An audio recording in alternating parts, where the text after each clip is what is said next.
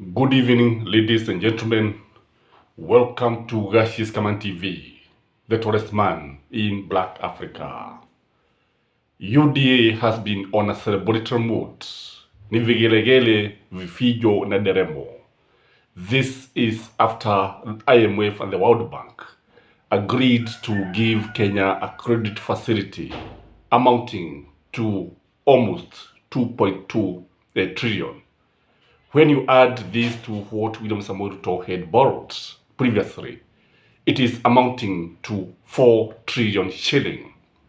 The amount is huge, if you ask me. 4 trillion coming at a go, from whatever angle you look at it, the money, the amount is huge.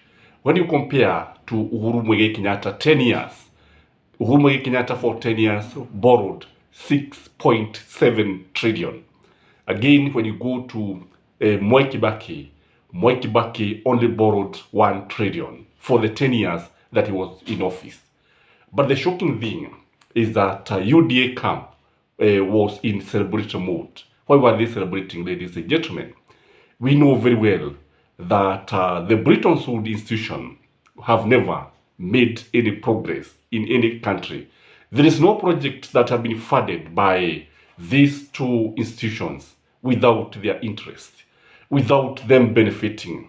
So it was shocking to many Kenyans who knows that William Samoei Ruto and his camp have been complaining about the huge debts that they inherited from Uhuru Muigai Kenyatta, and then you do not expect them to follow the same route, if at all whatever they are saying is true, because they have been telling us when you find yourself in a hole, the foolish thing is to continue digging. So the best thing is to stop digging and move out of the hole.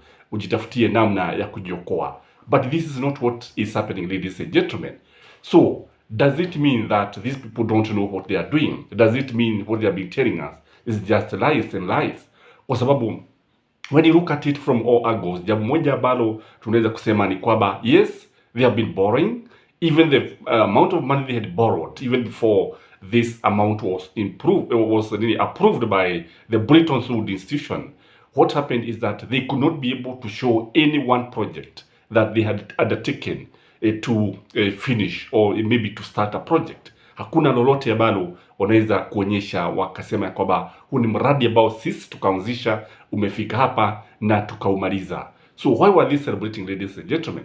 I think the first thing why they were celebrating is because they want to give something positive, which is not for the coming, because they want to tell us that now that the Bretton Woods institution are giving credit facilities to our country, then it means that our economy is not bad. It's moving in the right direction. According to them, this is an approval. If you visit most of Twitter handle, you will find this. If you visit most of these UDA diehard supporters, utaona kwamba wakishangilia. The second reason in my view, wanashangilia kwa sababu pesa zitaingia vile vile in their accounts. You know very well that these people have been benefiting a lot.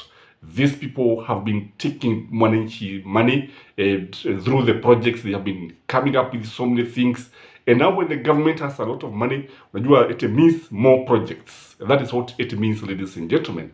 And this one can only be confirmed through Kipchumba Murkomen, who at the middle of the night, after the German trip, tweeted and akionyesha kwamba that the government was going to benefit through infrastructure and through bilateral and multilateral agreements when in Germany.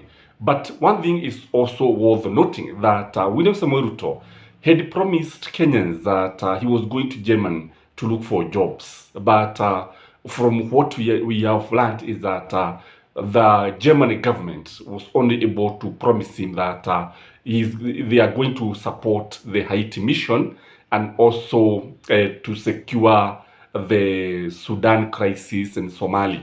But when you look at it from all angles, you realize that the reason why the Germans are going to support Kenya, Germany is not sending her troops. It is Kenya that is sending the Kenyan policemen what look like a suicide mission, if you ask me. Kwa nini watoe pesa hapa? Mbona wasitoe pesa za kusaidia mwananchi wa kawaida? Is because when you look at it Kenyans are not benefiting in anything. Again, when you look at the idea of supporting peace in the northern region, it is because it is them who are also benefiting, because when they come and exploit our natural resources, they benefit a lot. And when you look at it again, the other reason why these people were celebrating is because they know that kulingana vile ambavyo wameiba pesa za mwananchi, kulingana vile ambavyo wamekuwa wakiiba pesa za mwananchi, tulikuwa tumefika mahali ambapo we could not be able to service our debts. Indeed, we are just about to fail to meet the demands of our creditors. And this has not been something that has been very, very good in the international circles. Na ukisikiliza vizuri sana, utasikiliza utaona kwamba William Samoei Ruto has been lamenting about the servicing of debts, akasema kwamba kuna nchi fulani ambazo zilikuwa zimeshindwa kulipa madeni yao. And he gave an example of a country in Africa that he did not want to mention, and there was fear, real fear, ladies and gentlemen, that Kenya was going to fail to service her debts and would fall and join the 8 countries in Africa that have failed to meet their debt issues. So that is why they are celebrating. The other reason why they are celebrating, maybe they can now get 1 or 2 projects which they can actually use to rely, wadanganye watu wabie, when you look at it, we have started this project, tumefika hapa. But when you look at it, the amount is huge. 4 trillion within 1.5 years is a huge amount. This one can only tell us that if William Samoei Ruto will be lucky to complete his second term, or to win his second term, that is, and it means that you have borrowed almost 100 trillion.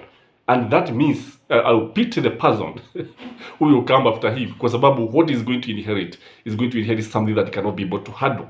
Again, why they were in a celebratory mood, najua kwamba kutakuwa na kadarasi. Wakati ambapo kutakuwa na hizi kadarasi, ladies and gentlemen, the kadarasis, call them kadarasi because they are tenders. They come with a lot of kickbacks. And who get the kickbacks? It is the powers that be. It is the people who are in power. Because when you look at them, they seem to be very, very, very happy. Because you see, they cannot just come out and start celebrating without any reason. There must be reasons why they are celebrating. And they are celebrating because they know now they are going to have a lot of money in their pockets. All said and done, ladies and gentlemen, when you look at it from all angles, you realize one thing, that our credit rating has not been very good, and they have all the reason to celebrate, because ni kama vile ambavyo mtu anaweza kukaa miaka mingi bila kupata kitu, wakati ambapo anakipata anasherekea na inakuwa ni vifijo na deremo. But now the irony of it is that they have been criticizing the former regime of borrowing right, left, and center. And remember, when William Samoei Ruto was in power, when he was the deputy president of the Republic of Kenya, he used to criticize Uhuru Muigai Kenyatta of borrowing. But now he has managed to trash and all this that he has been saying. He has been forced to eat his own words. So what we can say here, that this money, Kenyans need to be very, very much alert, because if you are not alert, hizi pesa zote zitaishia kwa mifuko yao kama vile ambavyo mnaviona, kwa sababu wasipoangaliwa vizuri, wasipochungwa vizuri, kile ambacho tutapata ni kwamba tutakuja kulipa pesa ambazo hatukutumia sisi wenyewe, tutakuja kuonyeshwa miradi ambayo haikuwepo. Because when you look at Kenya Kwanza administration, Kenya Kwanza administration has been trying to show a case of projects that did not start, projects that were started by Uhuru Muigai Kenyatta, and Kenyans have been telling them, here you are telling us lies, you're not telling us the truth, you are lying to us, tell us the truth. Because when you look at what is happening in the country, you realize that people are not very, very comfortable. Let's hope that the money that they are borrowing is going to be used used in the right way, because if they don't use these funds in the right way, it is the Kenyans that are going to suffer. It is our children and our children's children who are going to pay this money, because what I know is that World Bank and International Monetary Fund, there is no way they can engage in Kenyan business bila kujua kile ambacho wanapata. When you see them giving the facility, it's because they know it is them who are going to benefit. These are American institutions from all angles. They are controlled by the Americans and the British and the West when you look at it. So when you look at it, it is them that are going to benefit because these loans will come with huge interest. The big question is, are the projects or the money, is this going to be used in the right way? Are these projects that Kenya Kwanza maybe is trying to start, is it worth the loans that they are taking? Because they are committing our money, they are committing our country, they are committing our life.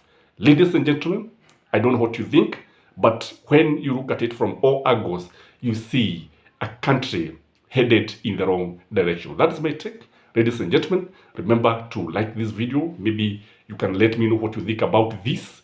And remember to also share this video. By the way, I'm going to post the link of this video so that you can share. Because this is something that is needs their attention. People need to know what is happening in their country. Because unless they don't know, just like the good book say, my people perish for lack of knowledge. Till next time, adios.